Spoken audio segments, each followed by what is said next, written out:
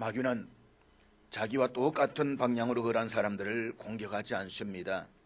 영적으로 죽었거나 아무런 역할도 하지 못하는 사람을 건드리지도 않습니다. 그들은 어차피 그냥 가만히 놔둬도 스스로 멸망의 길로 걸어갈 사람들이기 때문입니다. 그렇지만 우리가 방향을 돌려서 하나님과 함께 나아간다면 반드시 마귀가 우리를 공격하는 것을 경험하게 될 것입니다. 우리가 하나님의 말씀에 따라서 믿음으로 살려고 하면 마귀는 우리를 넘어뜨리기 위해서 갖은 방법으로 공격할 것입니다. 그것이 마귀가 존재하는 이유이기 때문입니다. 그런데 마귀는 우리를 넘어뜨리기 위해서 환경을 통해서 공격하기도 하지만 무엇보다 우리의 마음을 공격합니다. 그래서 우리의 마음속에 있는 평강을 빼앗고 흔들어서 하나님의 관계가 또 궁극적으로는 우리의 삶을 무너뜨리려고 합니다. 지금도 마귀는 우리의 생각과 감정의 중심이 되는 마음을 무너뜨리기 위해 마치 굶주린 사자처럼 삼킬 자를 두루 찾아다니고 있습니다. 그러므로 우리가 마귀의 공격으로부터 넘어지지 않으려면 정신을 바짝 차려야만 합니다.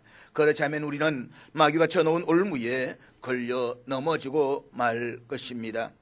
예수님의 제자들 가운데 정신을 바짝 차리지 않았다가 크게 낭패를 보았던 사람이 있습니다. 베드로입니다.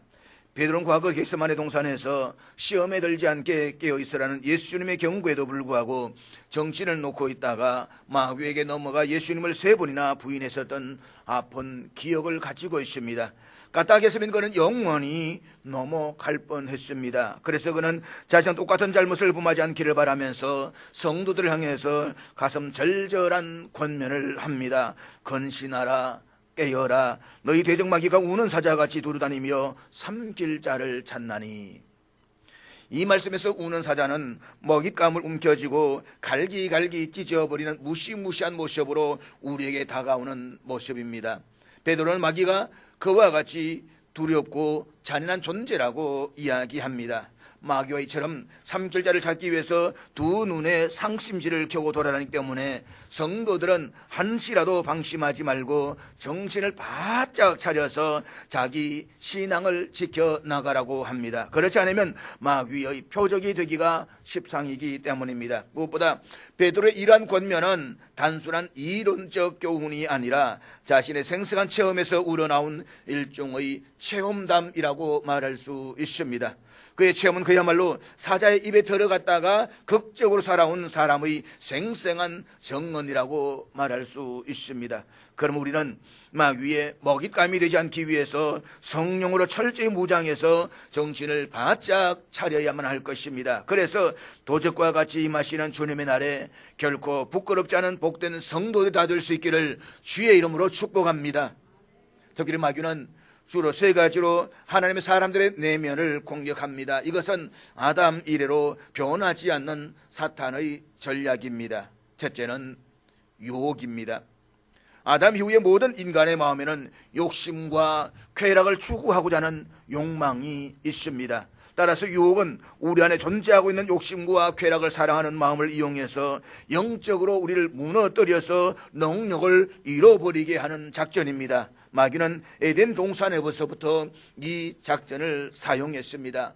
먹음직도 하고 보암직도 하고 지혜롭게 할 만큼 탐스럽기도 한 선악과를 하여금 하와를 유혹하게 한 것처럼 지금도 끊임없이 하나님의 사람들을 무너뜨리기 위해서 유혹이라는 전략을 사용하고 있습니다. 유혹은 물질적인 욕망이나 명예 혹은 권력과 성적인 쾌락 등과 같은 여러 가지 모습으로 찾아옵니다. 하나님 창조하신 피조물 가운데 가장 약삭빠른 마귀는 우리 가장 약한 부분을 가지고 끊임없이 유혹을 합니다. 마귀는 우리가 관심 없는 것을 가지고 결코 다가오지 않습니다. 우리가 가장 민감하게 반응하는 것을 가지고 찾아옵니다. 그렇기 때문에 유혹을 가볍게 여겨서는 안 됩니다. 유혹은 생각보다 훨씬 치명적입니다. 믿음의 사람들도 한때 마귀가 쳐놓은 유혹에 넘어갔던 적이 있었음을 우리는 잊지 말아야만 합니다. 유혹에는 장사가 없습니다. 때문에 유혹은 일단 피하고 봐야만 합니다.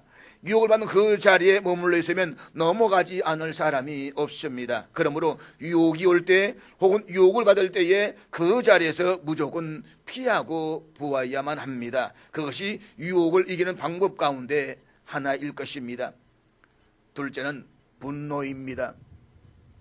분노는 인간의 내면에 있는 본능적인 감정이 순간적으로 격렬하게 표출되는 것입니다. 마귀는 우리들의 마음 깊은 곳에서 시기심과 질투, 분노가 올라와서 격동하게 만듭니다.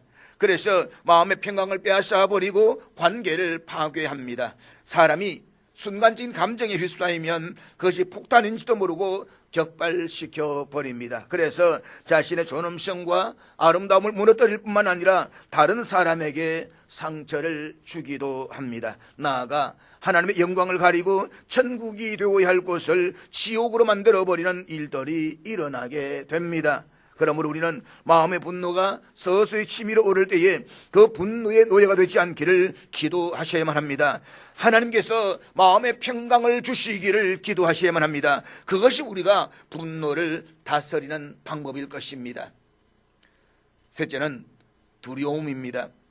두려움은 이성적인 판단을 앞질러 감정적으로 느끼고 반응하게 합니다.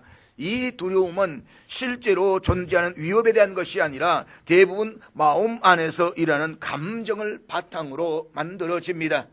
두려움은 사람들이 마땅히 누려야 할 마음의 평강을 빼앗고 심하면 관계를 망가뜨리게 합니다. 닫아서는 안 되는 마음을 닫아버리고 끊어서는 안 되는 관계를 끊어버립니다. 혹은 단호하게 끊어야 할 것을 끊지 못하도록 합니다. 따라서 두려움은 마귀가 사람들의 마음을 흔드는 가장 강력한 공격 방법 가운데 하나입니다. 유혹과 분노, 두려움은 지금도 마귀가 모든 사람들을 공격하는데 사용하고 있는 전략입니다. 그렇기 때문에 신앙인이라고 한다면 정신을 바짝 차리고 깨어 있어야만 합니다. 그런데 이 세 가지 중에서 우리가 가장 많이 직면하고 또 가장 많이 당하는 공격이 있다라고 한다면 그것은 바로 두려움일 것입니다. 마귀는 우리가 하나님의 뜻에 따라 성도의 길을 걸어갈 때에 처음에는 유혹이라는 방법으로 부드럽게 다가옵니다. 그런데 그 유혹이 통하지 않으면 그 다음에는 마음에 분노가 일어나게 만듭니다. 나보다 못한 사람들이 더 잘 사는 걸 보면서 분노가 일어나게 하고 누군가로부터 자신이 무시를 당했다라고 느꼈을 때에 분노가 일어나게 됩니다. 내가 원하는 것을 갖지 못했을 때에 분노가 일어나게 합니다. 그래서 마음의 평강을 빼앗고 관계를 깨뜨립니다. 그런데 이것도 통하지 않으면 그 다음에는 두려움이라는 방법으로 공격해 옵니다. 마음 깊은 곳에 두려움의 씨앗을 던져서 생각과 마음을 송두리째 두려움에 휩싸이게 합니다. 그러면 그 두려움 인해서 결국 가던 길을 포기하고 주저앉아 버리게 되는 것입니다. 그런 점에서 두려움은 우리들의 모든 생각과 판단과 활동을 마비시키기까지 합니다. 그래서 두려움은 생각보다 훨씬 더 두려운 것입니다. 성경에는 두려움이라는 단어가 굉장히 많이 등장합니다. 두려움이라는 히브리어로 야레인데 이 단어가 구약 성경에만 무려 435번이나 사용되고 있습니다. 신약 성경도 별반 다르지 않습니다. 이 사실은 두려움이 우리들에게 얼마나 큰 주제인 것인가를 보여주고 있는 것입니다. 그런데 분명한 것은 하나님의 말씀에 따라 믿음의 길을 걸어가고자 하는 사람에게는 언제나 마귀가 두려움이라는 영적 무기로 공격한다는 것입니다. 여기에는 예외가 없습니다. 아무리 담대한 사람이라 할지라도 결코 예외가 없습니다. 따라서 두려움은 굉장히 심각한 문제가 될 수 있습니다. 그렇지만 진짜 신앙인이라면 마귀가 두려움을 가지고 영적인 공격을 해올 때에 성령 안에서 담대하게 이겨내야만 합니다. 우리의 마음 깊은 곳에서 끊임없이 밀려오는 두려움을 이기고 그것을 통해서 오히려 영적인 능력을 가져야 합니다. 영적 성장을 이루어야만 합니다. 하나님께서 마귀가 두려움을 이용해서 우리를 공격을 허락하시는 이유가 바로 여기에 있습니다. 두려움을 이길 때 우리가 영적인 용사로 성장하기 때문입니다. 무엇보다 신앙의 능력과 영적 성숙을 이룰 수가 있기 때문입니다. 잊지 마십시오. 두려움을 이기고 강한 믿음의 용사로 성장하는 것이 우리를 향한 하나님의 기대입니다. 그리고 우리가 가야 할 길이기도 합니다. 이런 신앙의 모습을 잘 보여주는 사람이 오늘 본문의 여호수아입니다. 여호수아는 출애굽 시대의 위대한 지도자였던 모세의 뒤를 이어서 이스라엘의 지도자가 되었습니다. 본문 1절에 보면 여호수아를 소개하기를 모세의 수종자라고 했습니다. 즉 한낱 모세 보좌관이었던 여호수아가 모세의 뒤를 잇는 이스라엘의 새로운 지도자가 된 것입니다. 그와 동시에 그에게는 모세가 성취하지 못한 가나안 정복 시대를 열어야 할 책임이 주어졌습니다. 그런데 본문 6절부터 9절 사이에 하나님께서는 여호수아에게 3번씩이나 반복해서 이렇게 말씀하십니다. 마음을 강하게 하고 담대히 하라. 그러니까 반복적으로 여호수아에게 마음을 강하게 할 것을 요구하고 있습니다. 이 사실은 지금 여호수아가 심히 두려워하고 있다는 사실을 우리에게 짐작하게 하는 것입니다. 여호수아는 모세가 죽은 후에 하나님께로부터 이스라엘의 새로운 지도자로 세움을 받았지만 그의 마음 깊은 곳에서 밀려오는 걱정과 염려들이 한두 가지가 아니었을 것입니다. 더구나 이스라엘 사람들이 어떤 사람들입니까? 틈만 나면 원망하고 불평하는 백성들이었습니다. 홍해를 건넜던 기적의 은혜가 사흘도 가지를 못했던 사람들입니다. 심지어 자기들의 마음에 들지 않는다라고 모세와 자신을 향해서 돌을 던져서 죽이려고 했던 사람들입니다. 이러한 모습을 40년의 광야를 지나면서 겪어야만 했던 일상이었습니다. 게다가 자신이 열어가야 할 가나안 정복이란 것도 결코 쉬운 것이 아니었습니다. 지금 가나안 땅은 아무도 살지 않는 빈 땅이 아니라 7 족속들이 오래전부터 정착해서 살고 있습니다. 따라서 장차 들어가야 할 가나안은 전쟁에서 정복하고 차지해야 할 땅입니다. 어느 것 하나 쉽게 볼 수 있는 것이 없습니다. 여호수아에게는 하나부터 10까지 모두가 부담일 수밖에 없는 상황입니다. 그래서 그는 지금 어떻게 해야 할지를 알지 못하고 두려워하고 있는 것입니다.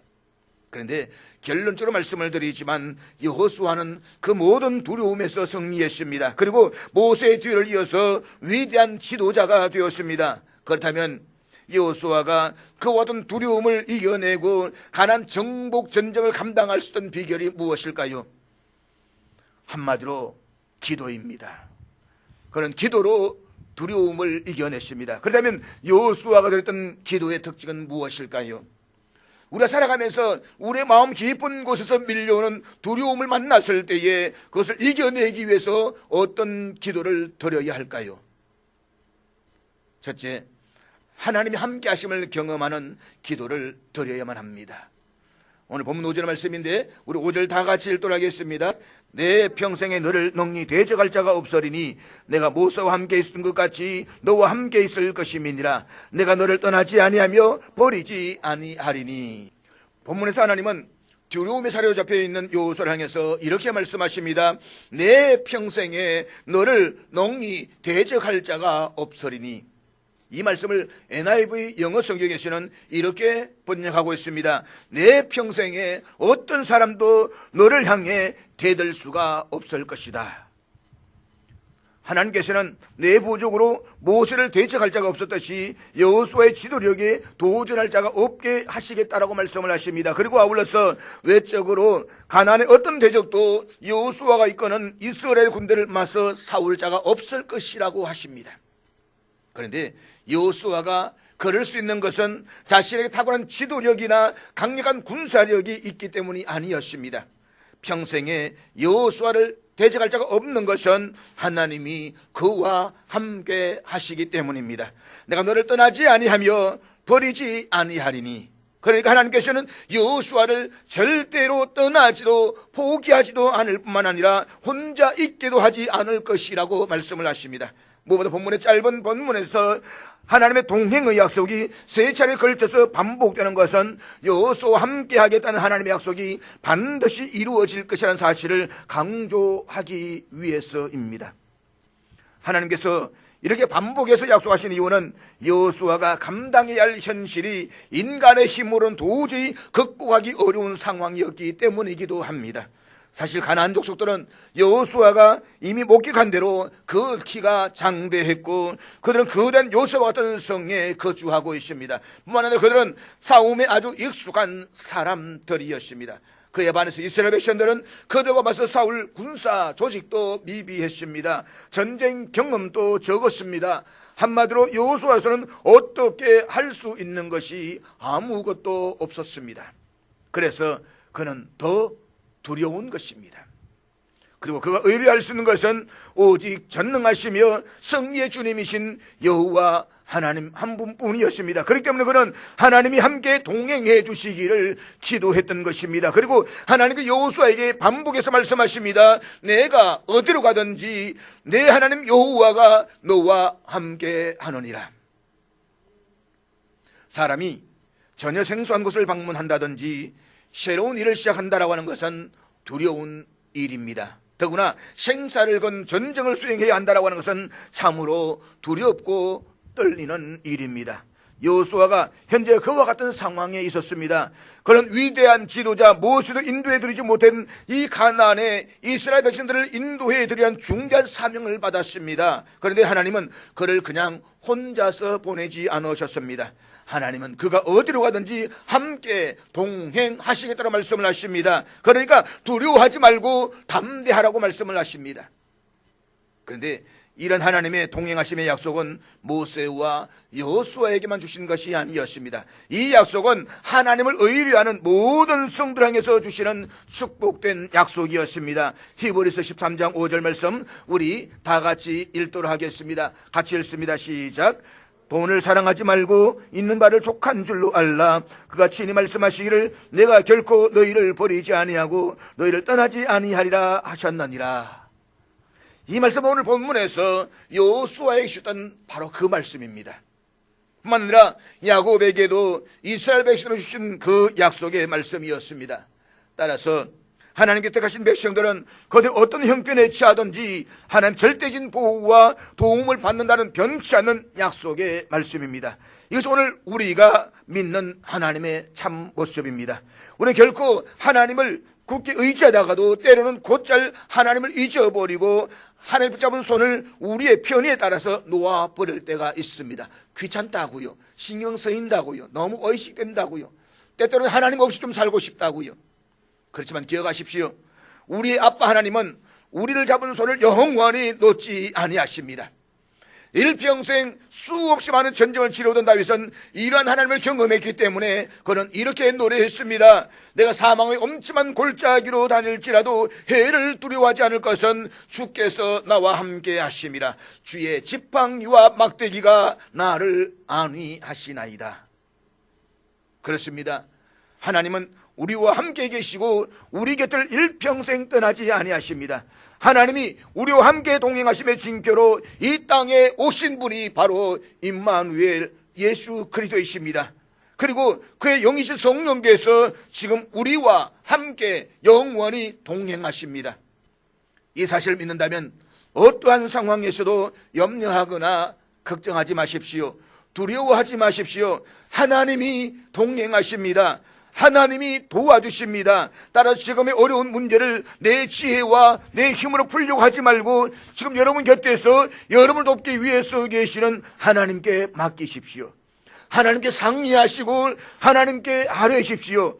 여러분이 가고자 하는 그 길에 하나님이 먼저 가 계십니다. 그리고 이 말씀을 믿는 자는 어떤 두려움도 이겨낼 수가 있는 것입니다. 둘째는 하나님의 언약을 통해 비전을 보며 다시금 소명과 사명을 붙잡는 기도를 드려야만 합니다. 본문 6절 말씀인데 우리 6절 다 같이 읽도록 하겠습니다. 강하고 담대하라. 너는 내가 그들의 조상에게 맹세하여 그들의 주리라 한 땅을 이 백성에게 차지하게 하리라. 앞절에서 하나님께서는 여호수아에게 당신께 친히 평생 동안 그와 동행하시겠다라고 약속하셨습니다. 그리고 이어지는 이 본문에서 하나님께서는 강하고 담대하라고 말씀을 하십니다. 7절에서도 오직 강하고 극히 담대하라고 말씀을 하십니다. 그런가 하면 9절에서도 강하고 담대하라, 두려워하지 말며 놀라지 말라고 말씀을 하십니다. 두려움에 사로잡혀 있는 여호수아를 향해서 하나님은 최상급의 표현으로 그리고 삼중적 반복으로 마음을 강하게 할 것을 요구하십니다. 이것은 하나님의 약속들에 대해 여호수아가 반응해야 할 마음의 자세입니다. 이러한 마음의 자세에 대한 요구는 여호수아와 이스라엘 백성들 앞으로 감당해야 할 소명과 관련이 있습니다. 즉 여호수아와 이스라엘 백성들은 가나안 정복 전쟁이라는 실로 엄청난 대업을 앞에 두고 있습니다. 이 일은 인간적인 판단이나 의지로는 도저히 불가능합니다. 인간적으로 판단한다면 그들 38년 전 가데스 바네아에서 우리 스스로 보기에도 메뚜기 같다라고 하면서 절망했던 그대로 지금도 그렇게 절망해야 마땅할 것입니다. 그때나 지금이나 그들 앞에 우뚝 서 있는 견고한 여리고성은 똑같습니다. 그런데 그때는 두려움이 그들을 주저앉게 했다라고 한다면 지금은 강하고 담대한 마음이 그들을 일으켜 주고 있습니다. 왜냐하면 가나안 정복전을 앞둔 여호수아와 이스라엘 백성들에게 절대적으로 요구되는 것이 바로 마음의 자세였기 때문입니다. 지금 여호수아와 이스라엘 백성들은 가나안 정복 전쟁이라는 실로 엄청난 대업을 앞에 두고 있습니다. 그리고 그 일을 성공적으로 수행하기 위해서는 무엇보다 강한 마음의 자세가 요구되었습니다. 전쟁에서 군사들의 정신무장은 성패를 좌우하는 핵심이 됩니다. 따라서 마음을 강하게 하고 담대해야 하는 것은 가나안 정복 전쟁을 앞둔 여호수아와 이스라엘 백성들뿐만이 아닙니다. 그것은 하나님 나라를 소망하는 우리 모두에게도 동일하게 요구되는 자세인 것입니다. 사랑하는 여러분, 사도 바울은 우리가 하나님 나라에 들어가려면 이 땅에서 많은 환난을 겪어야 할 것이라고 말씀을 했습니다. 믿음의 성도들이 영원한 가나안 복지 천국에 들어가는 것은 의심할 수 없는 분명한 사실입니다. 그렇지만 천국에 들어가 그리스도와 함께 영광을 받기 위해서는 이 세상을 사는 동안에 여러 가지 고난을 받아야 하는 것도 부인할 수 없는 사실입니다. 그렇기 때문에 사도 바울은 고린도서 16장 13절에서 이렇게 권면하는데 다 같이 읽도록 하겠습니다.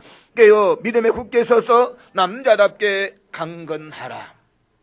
우리가 신앙생활을 하다 보면 수많은 대적들을 만나게 됩니다. 그런가 하면 예기치 않았던 환난을 당하기도 합니다.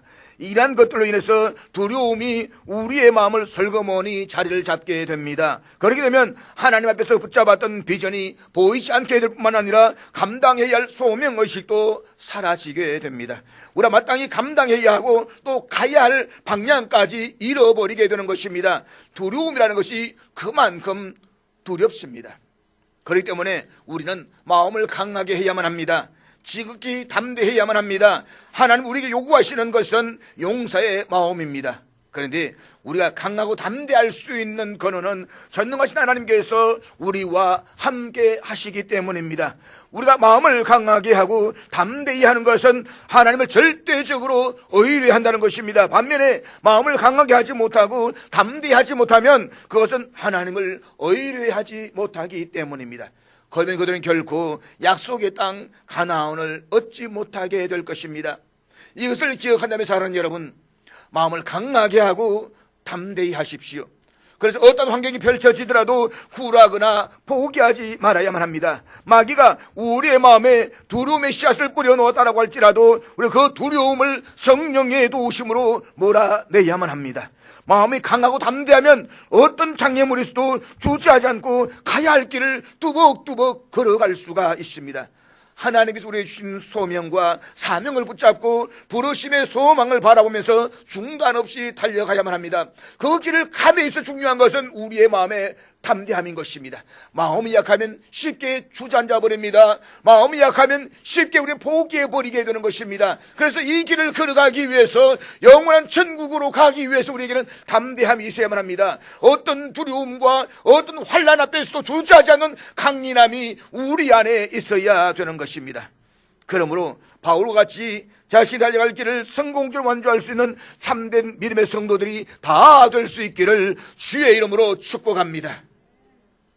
그러기 위해서 기도하십시오. 두려워하지 말고 담대함으로 하나님이 나에게 주신 사명을 감당하며 어떠한 어려움 속에서도 비전을 향해 우리의 열정을 중단하지 않기 위해서 기도해야만 합니다. 많은 그리스도인들은 이 기도를 통해서 어려움 속에서도 결코 포기하지 않고 믿음을 지켜서 하나님의 사람으로서 세상 가운데 빛과 소금의 역할을 충성되게 감당했습니다. 셋째는 기도할 때 문제를 해결하는 구체적인 방법을 깨닫게 해주십니다. 오늘 본문 7절 말씀인데 우리 7절 다 같이 읽겠습니다. 오직 강하고 극히 담대하여 나의 종 모세가 내게 명령한 그 율법을 다 지켜 행하고 우르나 좌로나 치우치지 말라. 그리하면 어디로 가든지 형통하리니. 본문 6절과 7절에서 반복해서 강하고 담대하라고 말씀을 하십니다. 그런데 6절에서 강하고 담대하는 이유는 가나안 땅을 얻기 위한 목적 때문이었다라고 한다면 7절에서는 하나님의 율법을 지키고 행하기 위한 목적 때문에 강하고 담대하라고 말씀을 하십니다. 그러니까 하나님께서 여호수아가 오직 강하고 극히 담대해야 하는 이유는 율법을 다 지켜 행하기 위해서라는 것입니다. 사실 오염되고 타락한 세상에서 하나님의 말씀을 좌로나 우로나 치우치지 않고 다 지켜 행한다라고 하는 것은 결코 쉬운 일이 아닙니다. 이리저리 눈치도 많이 보입니다. 지금 같은 코로나 상황에서는 교회에 나오는 것조차도 눈치가 보입니다. 너 교회 갔지? 안 갔는데요. 너 예수 안 믿어? 아니 코로나 때문에 내가 안 나가요. 세상에서 우유부단하거나 마음이 약하면 사실 말씀을 제대로 지킬 수가 없습니다. 신앙을 지키기도 어렵습니다. 오직 강하고 극히 담대해야만 하나님의 말씀을 온전히 지켜 행할 수가 있는 것입니다. 여러분, 신앙도 어중중해서는 신앙 못 지킵니다. 지금 같은 시기에는 우리가 정말로 강하고 담대해야만 우리의 신앙 하나라도 붙잡을 수가 있는 것입니다. 그러므로 마음을 강하게 하고 담대히 하십시오. 우리가 강하고 담대해야 하는 이유는 사람으로 싸워서 이기기 위해서가 아닙니다. 자기의 욕망을 채우기 위해서도 아닙니다. 우리가 강하고 담대한 궁극적인 이유는 이 땅에서 하나님 우리 맡겨주신 소명을 충성되게 감당하기 위해서입니다. 이 사실을 잊지 마십시오. 사실 두려움은 가야 할 방향을 알 수 없어서 오기도 하지만 해야 할 방법을 모를 때에도 찾아옵니다. 가만히 있으면 안 될 것 같은데 도대체 무엇을 어떻게 해야 할지 모르는 경우에 두려움이 밀려들게 되는 것입니다. 그런데 두려움을 가지고 하나님 앞에 나아가면 하나님 반드시 기도 가운데 우리가 해야 할 방법을 알려주십니다. 하나님은 무엇을 어떻게 해야 할지 알지를 못하고 두려움에 사로잡혀 있는 여호수아에게 딱 한 가지를 말씀하십니다. 무엇입니까? 말씀만 붙들면 된다는 것입니다. 복음이면 된다는 것입니다. 모세를 통해 주신 말씀에 붙들고 좌로나 우로 치우치지 말고 앞으로 나아가라는 것입니다. 그리하면 어디로 가든지 형통할 것이라고 말씀을 하십니다.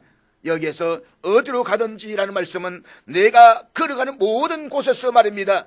네가 말씀을 붙잡고 그 말씀을 가지고 좌로나 우로나 치우치지 아니하고 나아가면 네가 하는 모든 길에서 형통할 것이다, 이 말씀입니다. 사랑하는 여러분, 하나님께서 이스라엘 백성들을 이끌고 정복 전쟁을 수행할 여호수아에게 마음을 강하게 하고 담대하라고 명령하신 후에 나가서 싸워라, 적을 대적하라 라고 명령하지 아니하시고 하나님의 율법을 다 지켜 행하라고 명령하신 사실에 유념하십시오. 이것은 하나님의 말씀이 우리의 힘이고 능력이기 때문입니다. 우리가 하나님의 말씀을 지켜 행할 때에 우리의 마음은 담대해지는 것입니다. 그리고 우리가 걸어가야 할 길에 하나님이 주시는 형통함이 있습니다. 그러므로 하나님의 말씀을 펼쳐보십시오. 읽고 또 읽고 또 읽어보십시오. 그리고 그 말씀을 가슴에 새기고 생명처럼 소중히 여기며 힘써 지켜보십시오. 뿐만 아니라 하나님의 말씀 앞에 온전히 순종하면서 나아가 보십시오. 우리가 말씀하신 대로 순종하며 행할 때에 나머지는 하나님이 알아서 행하십니다. 그러면 모든 일에 형통하게 되는 놀라운 일들을 경험하게 될 것입니다. 잊지 마십시오. 우리가 정말 마음을 강하게 하고 담대히 이유는 대적과의 싸움 이전에 먼저 하나님의 말씀을 그대로 지켜 행하기 위함에 있습니다. 우리가 그렇게 하면 말씀을 통해서 문제 앞에서 내가 무엇을 해야 할지 구체적인 방법을 깨닫게 되는 것입니다. 여호수아는 성경에 나온 사람들 중에 가장 많은 두려움의 공격을 받았던 사람이었습니다. 그렇지만 그는 성경에 나온 사람들 가운데 가장 용감한 사람이었습니다. 그가 그렇게 될 수가 있었던 중요한 이유는 기도로 두려움을 이겨냈기 때문인 것입니다. 그래서 용감하고 담대한 하나님의 사람이 될 수가 있었습니다. 그렇다면 우리도 될 수가 있습니다. 우리 삶 가운데 두려움이 엄습해 올 때에 그것을 하나님 앞에 가지고 나아가십시오. 성경을 읽어보면 두려움 앞에 섰던 믿음의 사람들이 하나님 앞에 나가서 기도할 때에 그 두려움이 샬롬이 되는 일들을 많이 볼 수가 있습니다. 사사기 6장 23절 말씀인데 다 같이 읽도록 하겠습니다. 같이 읽습니다. 시작. 여호와께서 그에게 이르시되 너는 안심하라, 두려워하지 말라, 죽지 아니하리라 하시니라. 오늘 본문에서 안심하라 라는 이 히브리어 원어는 샬롬이라는 단어를 사용하고 있습니다. 이것은 평화, 평안이라는 뜻입니다. 지금 하나님은 두려워하고 있는 기드온의 마음에 샬롬을 주신 것입니다. 기드온이 두려움을 가지고 하나님 앞에 기도할 때 하나님께서는 그에게 찾아오시고 그에게 말씀을 주시고 평안을 주셨다는 것입니다. 그렇습니다. 우리가 두려움을 가지고 하나님께 기도하면 하나님은 우리에게 샬롬을 주십니다. 두려움은 물러가고 샬롬이 우리의 마음을 차지하게 되는 것입니다. 사랑하는 여러분, 지금 우리는 다른 어느 때보다 두려움을 통한 공격이 심한 시대와 상황 속에 살아가고 있습니다. 코로나는 우리 모두에게 두려움의 가중치를 굉장히 높여 놓았습니다. 그 두려움은 우리의 영적 상태를 무장해제시키고 정상적인 신앙생활을 못하게 만들어가고 있습니다. 그리고 이런 때일수록 우리는 마음의 틈을 보이기가 쉽습니다. 신앙을 지켜야지, 코로나 때문에 안 돼. 그러다 보니까 우리는 마음이 열려지게 됩니다. 사탄이 공격할 수 있는 틈을 얼마든지 열어놓게 되는 것입니다. 그러면 마귀는 그 틈을 가지고 두려움으로 우리에게 공격해 오는 것입니다. 그렇지만 이때가 기회입니다. 우리의 두려움을 가지고 하나님 앞에 나아가 기도하면 하나님 우리들에게 샬롬의 형통함을 주실 것입니다. 그리고 여호수아와 같은 믿음의 용사가 될 수가 있는 것입니다. 인생을 살다가 그리스도의 군사로서 소명을 따라 선한 싸움을 수행하다가 두렵고 앞길이 막막한 상황을 만나거든 주저하지 말고 하나님 앞에 나아가 기도하십시오. 그리고 성령의 은혜로 마음의 담대함을 얻으십시오. 하나님은 우리를 돕는 이시요 힘이 되시는 분이십니다. 하나님은 결국 우리가 고아와 같이 버리지 아니하시며 떠나지 아니하십니다. 여호수아와 같이 세상을 이기는 능력을 반드시 주실 것입니다. 그리하여서 오직 강하고 극히 담대함으로 하나님께서 우리에게 주신 비전을 붙잡고 사명을 충성되게 감당하는 저와 여러분 될 수 있기를 주의 이름으로 축복합니다.